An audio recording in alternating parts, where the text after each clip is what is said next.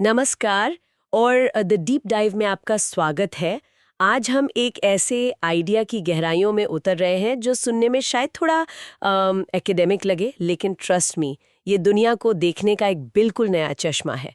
Topic है systems approach. हमारे एक लिसनर ने कुछ बहुत ही शानदार नोट्स भेजे हैं जो इस कॉम्प्लेक्स टॉपिक को काफ़ी सिंपल तरीके से ब्रेक डाउन करते हैं। तो आज का हमारा मिशन क्लियर है, ये समझना कि किसी भी ऑर्गेनाइजेशन या प्रॉब्लम को अलग अलग टुकड़ों में देखने के बजाय एक पूरी जीती जागती पिक्चर की तरह कैसे देखें। बिल्कुल।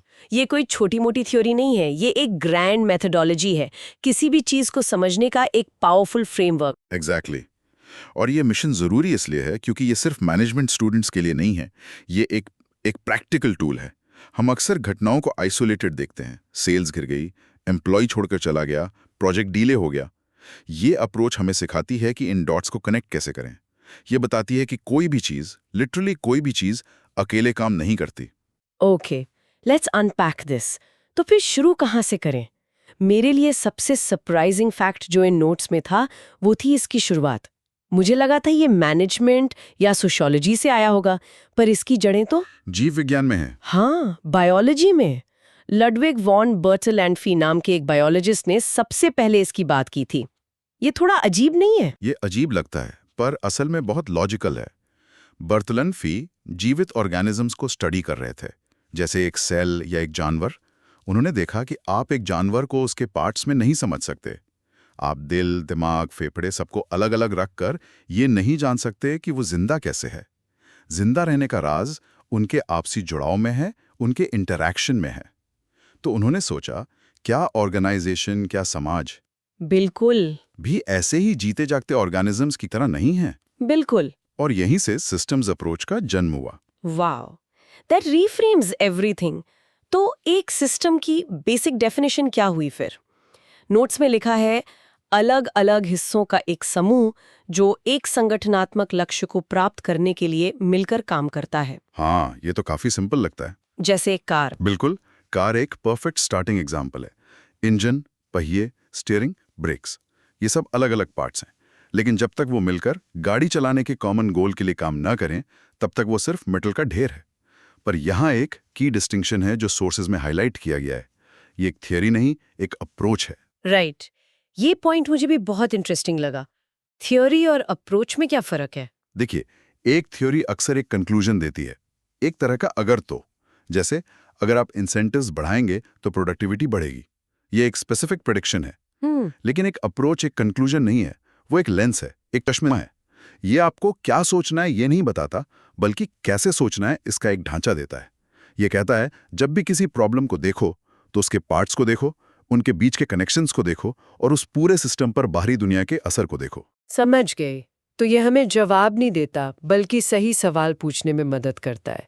ये पढ़ते हुए मुझे वो कहानी याद आ गई, हाथी और कुछ अंधे लोगों की। हाँ, वो सोर्स मटेरियल में भी मेंशन थी और उसने मेरे लिए सब कुछ क्रिस्टल क्लियर कर दिया। हाँ, वो एक पावरफुल एनालॉजी है। बताइए आपके लिए उसने क्या क्लियर किया? यही कि पुराने सिद्धांत, जैसे कि वो क्लासिकल थियोरी जो सिर्फ एफिशिएंसी और रूल्स पर फोकस करती थी, या ह्यूमन रिलेशंस थियोरी जो सिर्फ लोगों की फीलिंग्स पर फोकस करती थी, वो सब उन अंधे लोगों की तरह थे। कोई हाथी की सूंड पकड़कर कह रहा था ये सांप है, कोई पैर पकड़कर कह रहा था ये पेड़ है। सही बात है। वो गलत नहीं थे, अपनी जगह पर लॉजिकल थे, पर वो पूरी सच्चाई से मीलों दूर थे। एग्जैक्टली। वो सब हाथी के एक एक हिस्से के एक्सपर्ट थे, पर हाथी को कोई नहीं समझ पाया। सिस्टम्स अप्रोच कहता है, एक कदम पीछे हटो और पूरे हाथी को देखो। ये इस बात पे जोर देता है कि सिस्टम के सारे हिस्से एक दूसरे पर निर्भर होते हैं, इंटरडिपेंडेंट है। ये सब अलग अलग नहीं चल सकते। जैसे समाज में राजनीति, अर्थशास्त्र और प्रशासन। बिल्कुल, आप एक को दूसरे से अलग करके नहीं समझ सकते। और इसमें एक लेयर और है, कोई भी सिस्टम वैक्यूम में नहीं होता। वो हमेशा एक बड़े पर्यावरणीय सुपर सिस्टम के अंदर एक सब सिस्टम होता है। एक एनवायरमेंटल सुप्रा सिस्टम। हाँ, एक यूनिवर्सिटी एक सब सिस्टम है जो देश के एजुकेशन सिस्टम नामक सुपर सिस्टम का हिस्सा है। और ये यूनिवर्सिटी लगातार अपने एनवायरनमेंट से चीजें लेती है, स्टूडेंट्स, पैसा, ये सब इनपुट है। और चीजें देती है, ग्रेजुएट्स, रिसर्च, ये आउटपुट है। बिल्कुल, ये एक कांस्टेंट गिव एंड टेक है।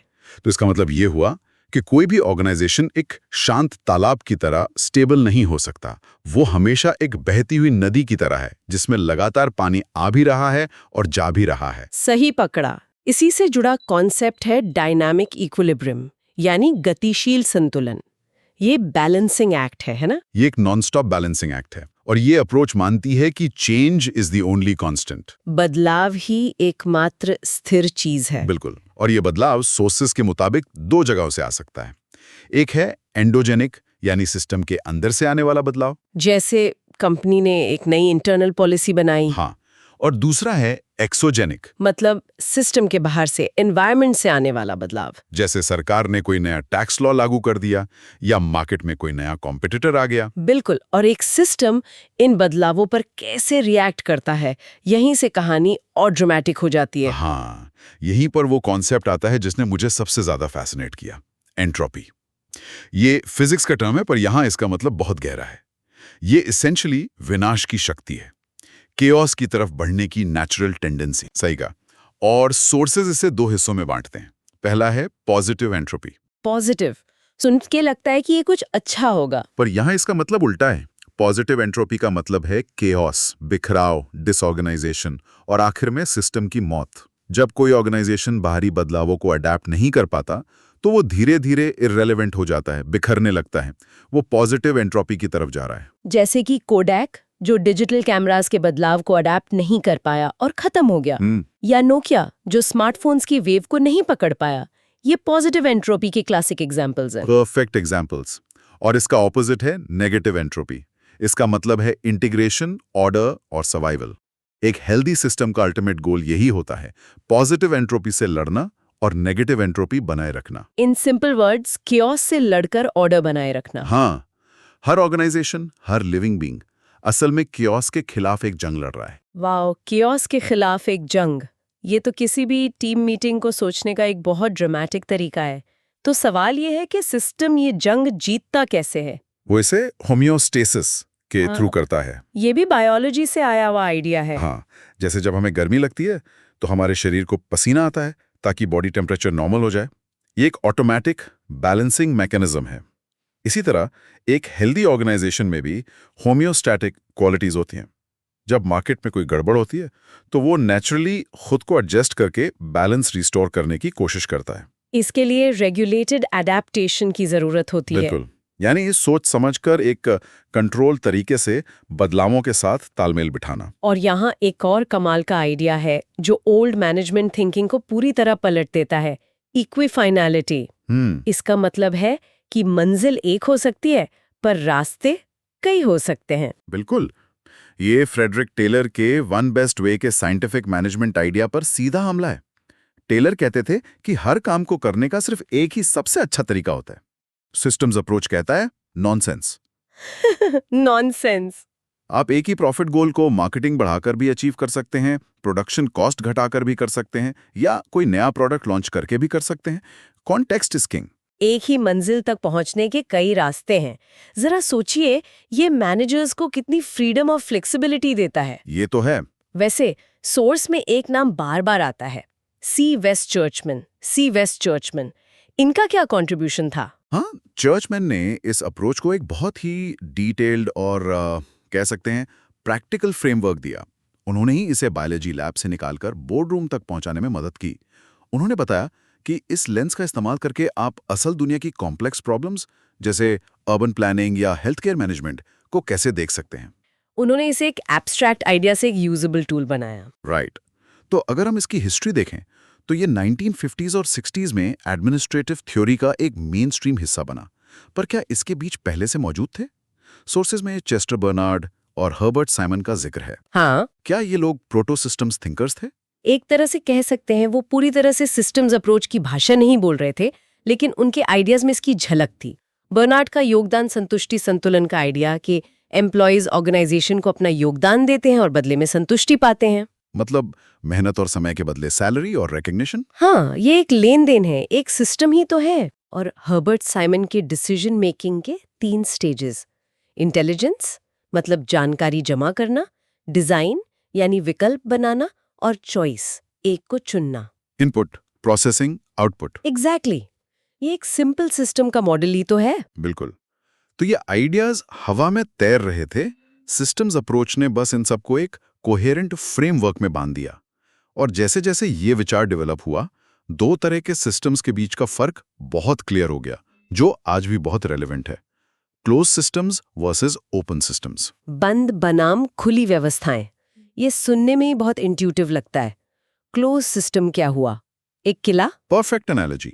एक किला जो बाहरी दुनिया से कटा हुआ है, उसकी मोटी दीवारें हैं और उसका पूरा फोकस अंदर की सिक्योरिटी और एफिशिएंसी पर है। क्लोज सिस्टम एक ऐसा ऑर्गेनाइजेशन है जो अपने एनवायरनमेंट से मिनिमम इंटरेक्शन करता है। वो रूल्स, प्रोसीजर्स और इंटरनल हायरार्की पर बहुत ज्यादा फोकस करता है। वो बाहर क्या हो रहा है इसकी परवाह नहीं करता। सही कहा। इसका क्लासिक एग्जाम्पल तो एक पुरानी स्टीरियोटाइपिकल सरकारी दफ्तर होगा। हाँ, कह सकते हैं। जहां नियम ही भगवान है और बाहर जनता क्या चाहती है या टेक्नोलॉजी कहाँ पहुंच गई है, इससे कोई फर्क नहीं पड़ता। फाइलें अपनी रफ्तार से चलेंगी। वो एक क्लोज्ड सिस्टम है। एग्जैक्टली। और इसके ठीक ऑपोजिट है ओपन सिस्टम, जिसे आप एक किले की जगह एक बसलिंग मार्केट प्लेस, एक बाजार की तरह सोच सकते हैं। अच्छा। वहाँ लोग आ रहे हैं, जा रहे हैं, आइडियाज एक्सचेंज हो रहे हैं, फीडबैक मिल रहा है और बाजार उसी हिसाब से खुद को ढाल रहा है। ओपन सिस्टम्स अपने एनवायरनमेंट के साथ एक्सटेंसिवली इंटरैक्ट करते हैं। वो फीडबैक लेते हैं, सीखते हैं और अडेप्ट करते हैं। वो फ्लेक्सिबल होते हैं। आज की दुनिया में तो सक्सेसफुल होने के लिए ओपन सिस्टम होना नॉन नेगोशिएबल लगता है। नोट्स में ई गवर्नेंस और विकेंद्रीकृत स्थानीय सरकारें के एग्जाम्पल्स दिए गए हैं। हाँ, ये बहुत अच्छे पॉइंट्स हैं। बिल्कुल। ई गवर्नेंस में सरकारें ट्विटर पर, पोर्टल्स पर सीधे नागरिकों से जुड़ रही हैं, उनका फीडबैक ले रही हैं और अपनी सर्विसेज इंप्रूव कर रही हैं। ये एक ओपन सिस्टम का लक्षण है। और इसी तरह पंचायतें जो अपनी नीतियां दिल्ली के किसी ऑफिस के हिसाब से नहीं, बल्कि अपने गांव की जरूरतों के हिसाब से बनाती हैं, वो भी ओपन सिस्टम का एक बेहतरीन उदाहरण है। वो अपने लोकल एनवायरनमेंट के प्रति रिस्पॉन्सिव हैं। बिल्कुल। This all sounds very fluid and collaborative.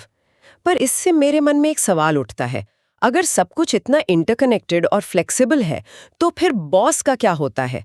क्या सिस्टम्स अप्रोच में हायरार्की यानी पदानुक्रम को पूरी तरह से खत्म कर दिया जाता है? ये एक बहुत कॉमन मिसकंसेप्शन है और एक बहुत अच्छा सवाल है।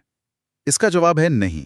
सिस्टम्स अप्रोच हायरार्की को खत्म नहीं करता, बल्कि उसे रीडिफाइन करता है, उसे एक नए नजरिए से देखता है। अच्छा। ट्रेडिशनल हायरार्की का मतलब था कौन किसको आदेश देता है, एक chain of command. Right, a one way street from top to bottom. Exactly. लेकिन सिस्टम्स अप्रोच में हायरार्की का मतलब है सब सिस्टम्स की एक संरचित बातचीत। यहां जोर अधिकार पर नहीं, बल्कि आपसी निर्भरता और फीडबैक पर है। तो ये कॉम्प्लेक्सिटी को मैनेज करने का एक तरीका है। हाँ, सोचिए, एक बड़ी कंपनी में हजारों लोग हैं। अगर सब एक दूसरे से रैंडमली बात करने लगें तो केओस हो जाएगा। हायरार्की ये सुनिश्चित करती है कि इंफॉर्मेशन सही चैनल से फ्लो करे, ऊपर से नीचे भी और नीचे से ऊपर भी। बिल्कुल।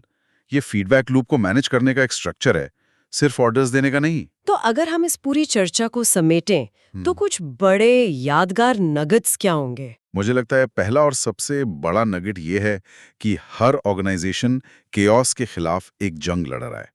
जिस पल वो अपने एनवायरनमेंट से सीखना और अडेप्ट करना बंद कर देता है, वो पॉजिटिव एंट्रोपी की तरफ बढ़ने लगता है, यानी वो लिटरली मरना शुरू हो जाता है। ये सर्वाइवल की लड़ाई है। सही बात। दूसरा नगेट ये हो सकता है कि वन बेस्ट वे जैसा कुछ नहीं होता।